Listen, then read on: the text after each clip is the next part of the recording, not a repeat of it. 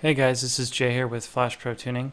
I'm just going to take a few minutes and show you some of the basics of getting FlashPro Manager set up for the first time. One of the first things I always do is change out the default display that comes with FlashPro Manager. It's not very useful. You can take your time and do it manually, set it up exactly how you want. I prefer just to use VitViper's display. It's great and I don't have to do any work. So I actually have that here. We host it on FlashProTuning.com under the display section.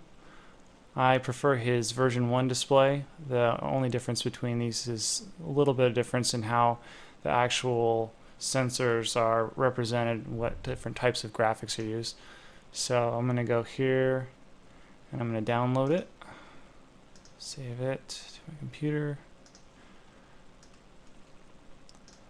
Now, anything I have that's related to FlashPro, I always make sure that I put it in my FlashPro calibrations folder.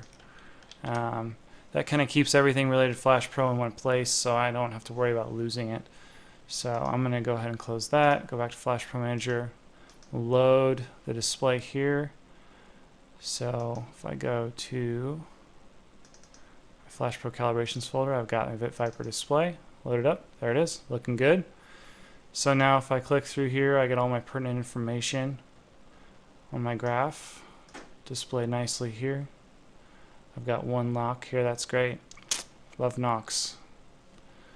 Anyways, so looking at the sensors here, there's a few things that need to be changed right off the bat.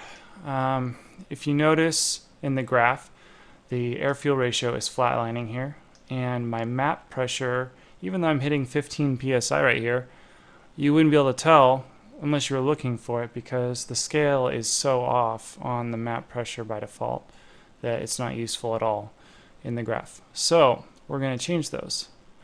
The map here, you see the display max is 100. Well, even though the unit says psi here, it's not in psi. This is actually 100 bar, which isn't useful to anyone. I'm not sure why the default is 100. They'll probably change it in the future, but what I set it to for boost tuning is 2.5 bar. It gives me plenty of room. For naturally aspirated tuning, I would set it to 1.1 bar. That'll get you just a hair over what the NA engine can do at sea level, just to kind of give you a little bit of headroom on the graph. So I'm going to set this to 2.5 bar for me. Also, for scrolling down here and looking at air-fuel ratio, we can change this one. I like to change the display min to 10, even though the air-fuel ratio isn't accurate at 10 with our stock sensor on the Civic Si. I like to change it just to give me that resolution so I can see what the fuel is doing. So I also changed the max to 18 because when the injector's cut off, it goes up to at least 18. Gets everything within the range of what I can see. So you also need to change it on the AF corrected so that the scales line up on those, even though the AF corrected will never go below 11 because of how Honda set it up on the SI.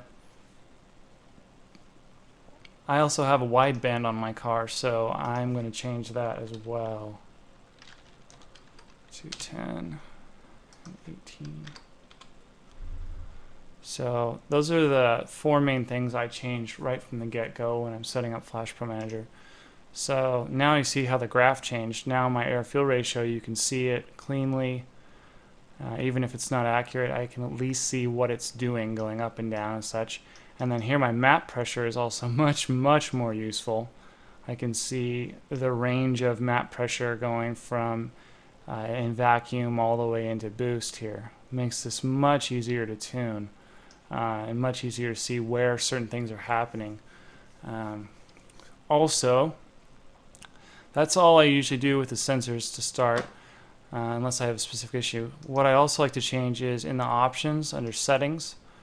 I like to change some of the defaults for how lambda overlay works and also how the data logging is set up. So lambda overlay for our stock sensor on the SI, it really should be set to 13.1 here.